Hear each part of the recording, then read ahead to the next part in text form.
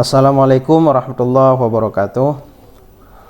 Jumpa lagi dengan saya dalam mata kuliah pengantar ilmu politik. Adapun topik yang akan kita bahas pada pertemuan kali ini yaitu Undang-Undang Dasar. Ini merupakan topik yang sangat penting karena Undang-Undang Dasar dan politik itu adalah hal yang sangat erat kaitannya.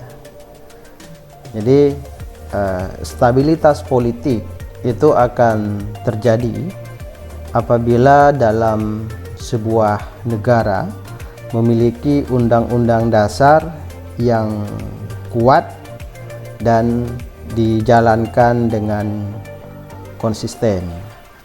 Jadi kita nanti akan melihat apa sih undang-undang dasar itu.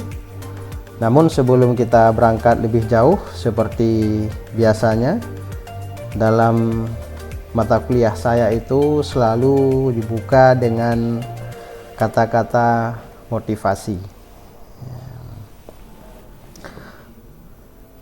Ini kata-kata motivasinya kesadaran bahwa Anda belum tahu semuanya akan membuka peluang untuk berkembang. Sebaliknya, merasa sudah tahu semua akan menutup diri dari perbaikan. Artinya apa? Orang yang merasa dirinya sudah hebat, orang yang merasa dirinya sudah tahu segalanya, maka dia akan sulit untuk berkembang karena motivasi untuk mengetahui hal lain itu sudah tidak ada lagi, karena dia merasa ya dirinya sudah tahu semuanya gitu. Tetapi orang yang merasa tidak tahu, ya, dia merasa dirinya masih kekurangan, merasa dirinya masih banyak hal yang harus dia pelajari, maka orang tersebut akan mengalami perkembangan. Oleh karenanya, jangan merasa diri hebat, jangan merasa diri cerdas, ya, karena orang-orang yang seperti itu maka akan sulit untuk mengetahui hal-hal baru. Ya, ini juga menjadi pengingat buat saya sendiri khususnya dan kepada adik-adik mahasiswa semuanya. Oke, kita lanjutkan.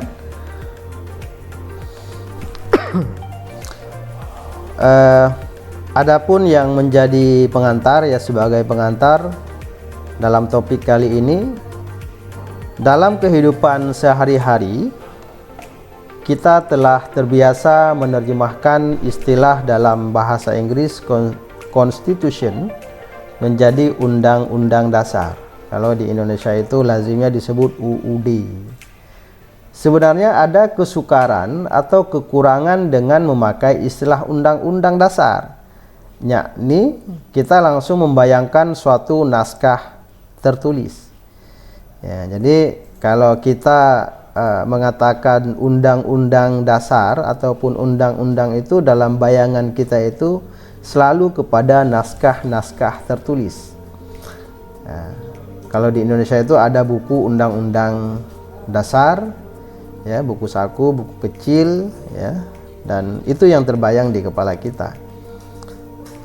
Padahal istilah constitution bagi banyak sarjana ilmu politik sesuatu yang lebih luas. Jadi sebenarnya konstitusi itu, undang-undang itu sesuatu yang lebih luas, yaitu keseluruhan dari peraturan-peraturan baik yang tertulis maupun yang tidak, yang mengatur secara mengikat cara-cara pemerintah diselenggarakan dalam suatu masyarakat. Jadi undang-undang itu ada yang tertulis dan ada yang tidak tertulis. Nah, jadi ini nanti kita akan lihat seperti apa contohnya. Ya, oke. Kemudian pokok pembahasan kita. Ya, jadi pokok pembahasan kita pada pertemuan kali ini ada 5. Yang pertama, sifat dan fungsi Undang-Undang Dasar. Kemudian konstitusionalisme. Yang ketiga, ciri-ciri Undang-Undang Dasar. Yang keempat, undang-undang dan konvensi. Dan yang kelima, undang-undang tidak tertulis. Ya, ini ada 5. Oke. Kemudian sifat dan fungsi Undang-Undang Dasar. Ini penting ya, sifat dan fungsi. Yang pertama, umumnya undang-undang dapat dikatakan suatu perangkat peraturan yang menentukan kekuasaan dan tanggung jawab dari berbagai alat kenegaraan. Nah, ini yang pertama. Ya.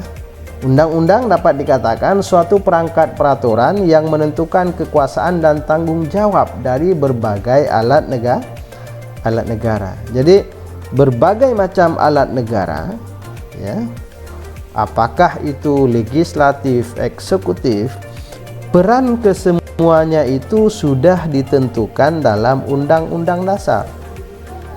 Ya, tugas dan fungsinya itu sudah ada dalam Undang-Undang Dasar sebuah negara. Tentunya antara satu negara dengan negara yang lain itu memiliki aturan yang berbeda, walaupun ada juga yang sama gitu. Kemudian menurut sarjana hukum, ya,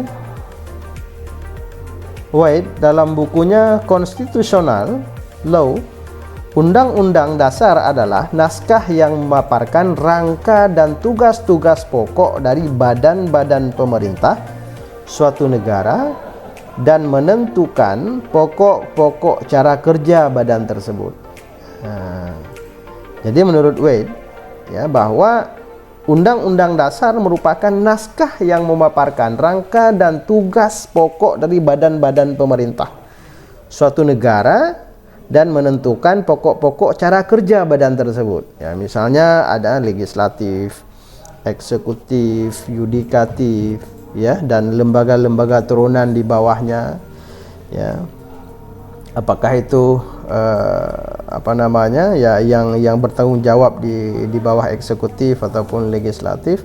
Nah, ini undang-undang itu, Undang-Undang Dasar mengatur cara kerja, ya, kemudian tupoksinya, tugas dan fungsinya dari badan-badan tersebut. Kemudian dari sudut pandang kekuasaan, dari sudut pandang power, Undang-Undang Dasar dapat dilihat sebagai lembaga atau kumpulan asas yang menetapkan bagaimana kekuasaan dibagi antara beberapa lembaga negara. Misalnya, ini seperti yang kita sebutkan tadi, yaitu badan legislatif, eksekutif, dan yudikatif. Ya, karena kita berkaitan dengan ilmu politik, maka yang kita lihat itu secara umum pada 3 lembaga ini, ya, pada 3 lembaga ini, yaitu legislatif, eksekutif, dan yudikatif. Oke, bisa dipahami ya. Kemudian definisi Undang-Undang Dasar dapat dari sudut pandang filsafat, ya. Ini dari sudut pandang filsafat. Menurut Key, maksud diadakannya undang-undang adalah untuk meletakkan aturan-aturan yang pasti yang mempengaruhi perilaku manusia, dengan demikian menjaga agar pemerintah tetap berjalan dengan baik. Jadi tujuan daripada Undang-Undang Dasar yaitu mempengaruhi perilaku manusia. Coba dibayangkan kalau dalam sebuah negara itu tidak ada undang-undang, apa yang akan terjadi? Tentu semuanya akan kacau. Tidak ada tatanan, tidak ada aturan yang mengatur apa yang boleh dilakukan, apa yang tidak boleh dilakukan, apa yang menjadi hak warga negara dan apa yang menjadi kewajiban warga negara. Jadi menurut Key, bahwa Undang-Undang Dasar dari sudut pandang filsafat adalah meletakkan aturan-aturan yang mempengaruhi perilaku manusia. Jadi itu dia. Nah, jadi undang-undang harus mampu menjamin itu. Ya. Kemudian Undang-Undang Dasar mempunyai status legal yang khusus. Ia juga merupakan ungkapan aspirasi, cita-cita, standar-standar moral yang dijunjung tinggi oleh suatu bangsa. Undang-undang juga mencerminkan dasar ya.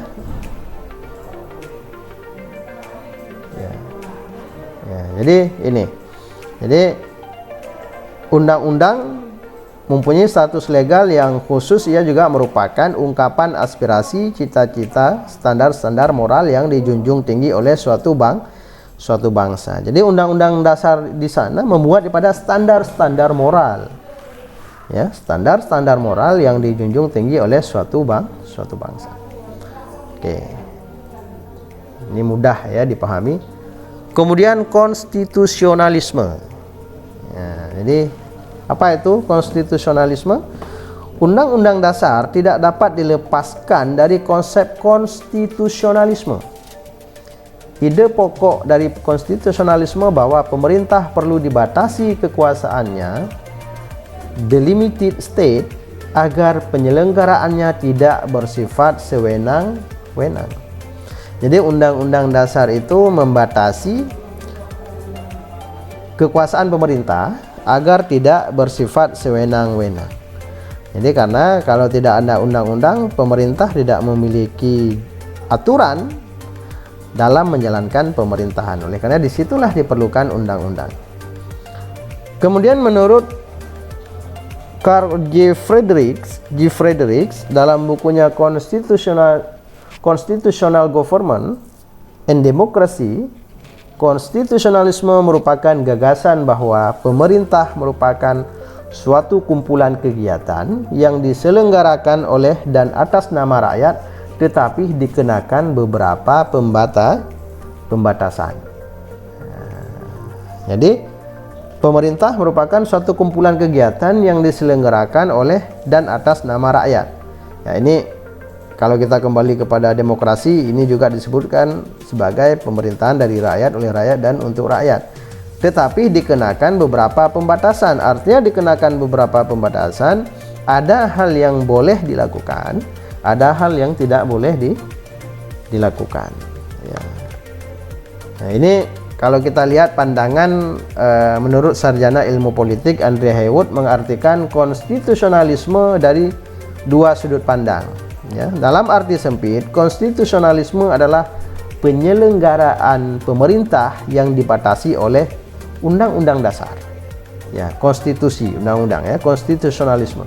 Itu dalam melakukan sesuatu itu harus kembali kepada konstitusionalisme, aturan negara. Dalam arti luas, konstitusionalisme merupakan perangkat nilai dan aspirasi politik yang mencerminkan adanya keinginan untuk melindungi kebebasan dengan melakukan pengawasan. Nah, pengawasan checks, ya, checks eksternal maupun internal maupun eksternal terhadap kekuasaan pemerintah. Jadi konstitusionalisme merupakan bagian penting dari demokrasi konstitusionalisme. Ya, jadi demokrasi konstitusionalisme merupakan bagian penting daripada demokrasi konstitusionalisme. Apa itu demokrasi konstitusionalisme yang sudah kita pelajari ke belakang? Itu adalah demokrasi yang dibatasi oleh aturan perundang-undangan. Nah, jadi bebas, tapi kebebasan itu dibatasi oleh aturan perundang-undangan. Ya, jadi itu. Kemudian ciri-ciri undang dasar. Ya, ini ciri-ciri undang dasar. Kita harus tahu apa itu yang menjadi ciri-cirinya. Yang pertama, memuat bentuk negara. Ya, memuat bentuk negara. Apakah negara itu sistem federal atau kesatuan? Itu biasanya dimuat dalam pasal pertama. Misalnya pasal pertama Undang-Undang Dasar 1945. Ya, di sana juga disebutkan apa yang menjadi sistem negara kesatuan Republik Indonesia. Kemudian dalam Undang-Undang Dasar juga memuat hak asasi manusia ataupun human right ataupun Bill of Right, ya, biasanya disebut Bill of Right. Kemudian yang ketiga, Undang-Undang Dasar itu prosedur perubahan Undang-Undang Dasar dan amandemen. Jadi dalam undang-undang itu juga disebutkan bagaimana sebuah Undang-Undang Dasar itu dirubah. Dalam kondisi seperti apa sebuah peraturan perundang-undangan itu dirubah, ya. Kemudian yang keempat, ada kalanya memuat larangan untuk mengubah sifat tertentu dari Undang-Undang Dasar. Misalnya dari Undang-Undang Dasar 1945 itu yang tidak boleh dirubah yaitu ideologi negara. Ya, ideologi negara kita itu berdasarkan Pancasila.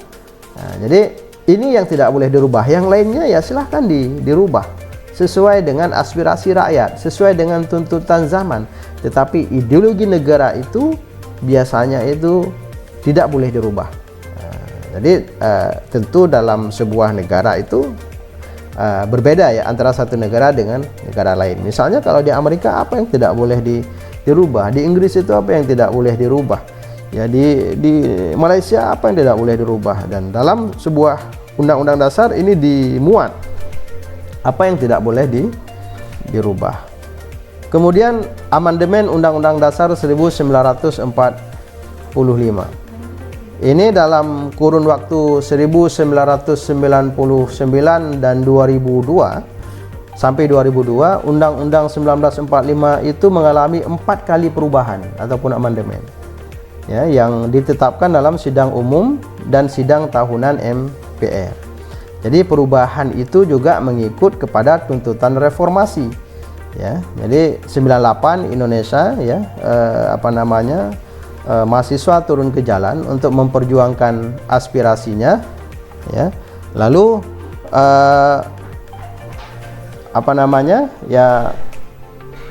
dalam aspirasi tersebut dituntut mahasiswa, ya, ataupun demonstran menuntut dilakukan reformasi ataupun perubahan. Apa yang dituntutan reformasi? Ada 6 tuntutan reformasi. Ya, yang pertama, adili Soeharto dan kroni-kroninya. Itu tuntutan reformasi. Ya. Kemudian laksanakan amandemen Undang-Undang Dasar 1945. Ya. Kemudian hapus dui fungsi ABRI. Jadi ABRI itu Angkatan Bersenjata Republik Indonesia itu tidak boleh terlibat dalam politik. Kalau dulu pada masa Orde Baru itu ABRI itu juga terlibat dalam politik. Tetapi pasca reformasi ini ABRI tidak boleh lagi terlibat dalam politik kecuali purnawirawan. Dia sudah pensiun daripada ABRI. Kemudian pelaksanaan otonomi daerah yang seluas-luasnya. Jadi tidak ada lagi pemerintahan sifatnya sentralistik. Jadi semua daerah itu bisa mengatur daerahnya sendiri ataupun diberikan otonomi. Kemudian tegaknya supremasi hukum. Jadi tegaknya supremasi hukum artinya hukum menjadi panglima.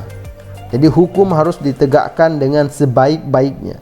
Karena pada masa Orde Baru masyarakat melihat bahwa hukum ini dimainkan oleh elit-elit politik, ya. Jadi tuntutan reformasi agar adanya supremasi hukum. Kemudian yang keenam, ciptakan pemerintahan yang bersih daripada KKN, korupsi, kolusi, dan nepotisme. Karena pada masa Orde Baru, ya, KKN juga terjadi sangat luar biasa, ya. Tapi sekarang juga masih terjadi KKN itu, ya. Kalau menurut saya KKN juga terjadi juga dengan masih sangat masif, ya.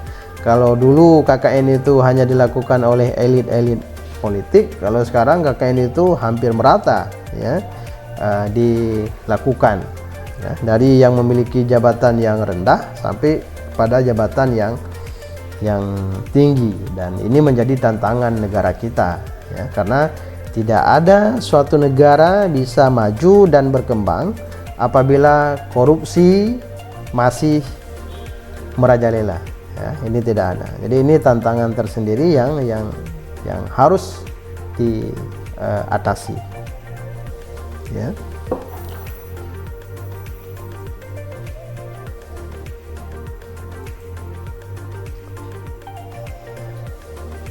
Kemudian Undang-Undang Dasar dan Konvensi. Ya. Undang-Undang Dasar mencerminkan konsep-konsep dan alam pemikiran dari masa di mana ia dilahirkan, dan merupakan hasil dari keadaan material dan spiritual dari masa ia dibuat. Oleh para penyusun, diusahakan agar Undang-Undang Dasar yang dibuat tidak lekas usang dan dapat mengikuti perkembangan zaman. Oleh karena itu, seringkali ketentuan ketentuan dalam undang-undang hanya mengatur hal-hal yang mencakup garis besarnya saja. Jadi dalam Undang-Undang Dasar itu tidak dimuat hal-hal yang sangat spesifik. Ya, jadi di sana dimuat hal yang umum, nanti hal-hal yang spesifik ya bisa dimuat dalam aturan turunannya. Ada perpres, ada permen, ya. Kemudian kalau di tingkat daerah ada perda. Kalau di daerah-daerah khusus seperti Aceh itu ada kanun, ya. Kanun sebenarnya sama saja ya kalau kita lihat dalam realisasinya, cuma beda nama sebab Aceh daerah istimewa ataupun daerah yang otonomi khusus ya, yang juga ada aturannya itu Undang-Undang Pemerintah Aceh ataupun UUPA. Kemudian bagaimanapun hebatnya penyusunan undang-undang, pasti tidak mampu secara optimal melihat segala persoalan secara detil. Ini penting diperhatikan, karena kehidupan masyarakat terus berkembang dan dinamis. Jadi di beberapa negara telah banyak timbul kebiasaan-kebiasaan ketatanegaraan ataupun konvensi. Jadi hidup ini kan dinamis, hidup ini terus berubah.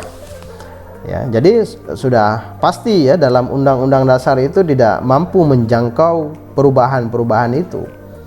Jadi di saat ada amandemen dalam aturan perundang-undangan itu adalah hal yang biasa gitu. Tetapi tidak boleh juga amandemen dilakukan dengan dalam relatif waktu yang dekat ya. Misalnya tahun ini amandemen, tahun depan amandemen ya. Jadi perkiraan-perkiraan itu harus ada gitu, ya. Jadi itu.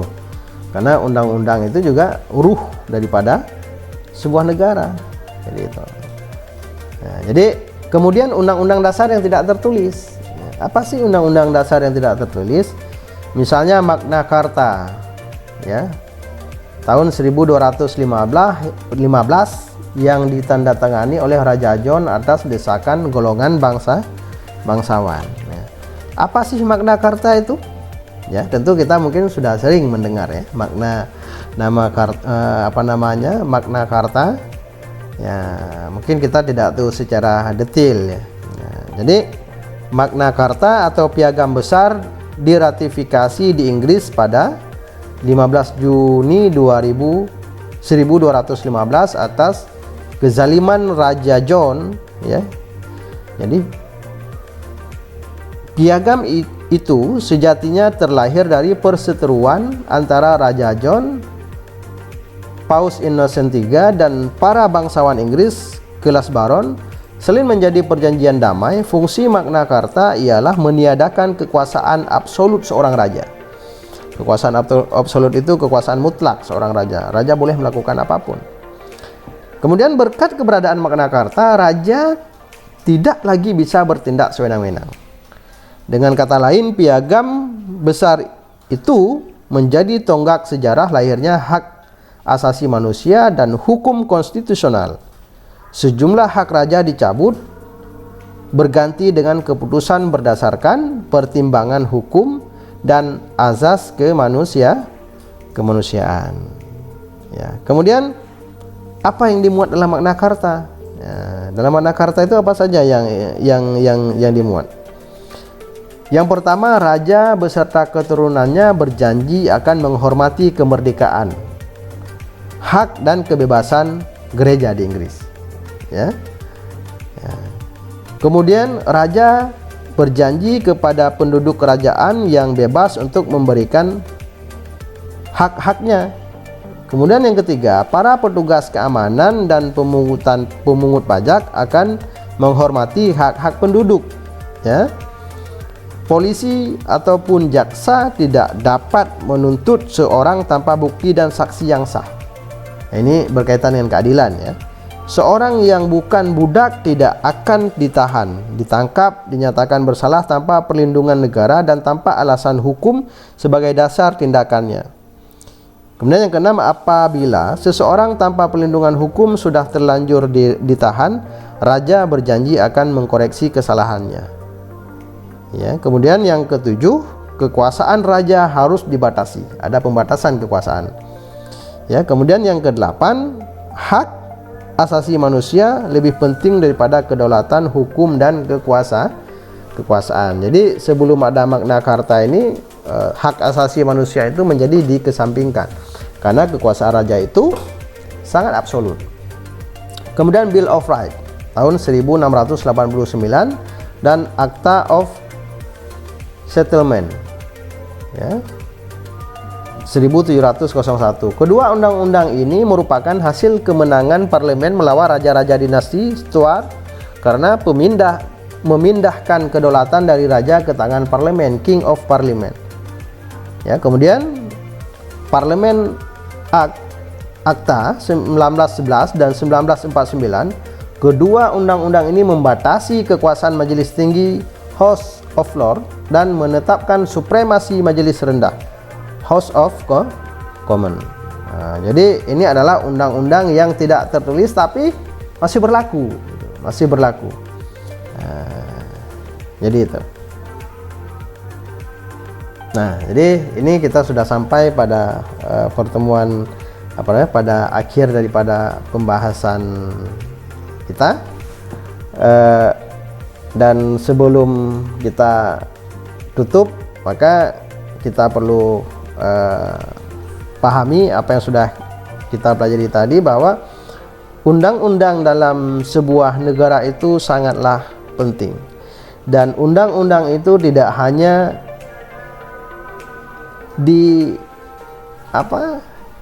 dimasukkan dalam buku tapi tidak dilaksanakan. Jadi itu menjadi hal yang tidak bermanfaat. Jadi kita bisa melihat negara-negara maju, negara-negara yang mampu mensejahterakan rakyatnya, itu adalah negara-negara yang memiliki hukum yang kuat dan adanya kesadaran hukum, ya, dan memiliki sanksi yang tegas. Tanpa ada aturan yang kuat dan konsisten dijalankan oleh negara, maka negara itu tidak akan mencapai kejayaannya. Jadi itu, ya. Adapun yang menjadi renungan penutup kita pada pertemuan kali ini tentang lelah, ya. Mungkin di masa pandemi ini kuliah itu menjadi hal yang sangat melelahkan, ya. Harus mengikuti sistem daring, ya. Jadi ini saya mengutip dari dalam Islam, ya. Mengapa lelah sementara Allah selalu menyemangati dengan hayyalos shalah dan hayyalal falah, bahwa jarak kemenangan hanya berkisar antara kening dan sajadah. Artinya apa? Bahwa kesuksesan seseorang itu dia dengan ibadah, ya. Jadi orang yang tidak ibadah, orang yang tidak sholat, maka walaupun dia sukses, sebenarnya tidaklah dia sukses, ya. Jadi saya ingin menyampaikan kepada adik-adik semua, ya, ibadah itu adalah hal yang sangat penting. Sholat terutama dalam kehidupan kita itu adalah hal yang tidak boleh kita tinggalkan. Jadi kalau mengikut Al-Quran juga disebutkan inna sholata tanha 'anil fahsya'i wal munkar. Inna sholata tanha 'anil fahsya'i wal munkar. Jadi sesungguhnya salat itu dapat mencegah daripada perbuatan keji dan mungkar. Lalu kenapa orang sudah salat tapi masih membuat kemungkaran? Artinya salatnya itu masih bermasalah. Jadi kalau semua orang Indonesia ini sholatnya benar, ya kita sholatnya benar, ya insya Allah ya negara kita juga akan maju. Kenapa maju? Ya karena kemungkaran itu pasti tidak akan kita lakukan. Ya, baik adik-adik semua, hanya sampai di sini perjumpaan kita pada pertemuan kali ini. Semoga ada manfaatnya, dan saya akhiri billahi taufik wal hidayah. Wassalamualaikum warahmatullahi wabarakatuh.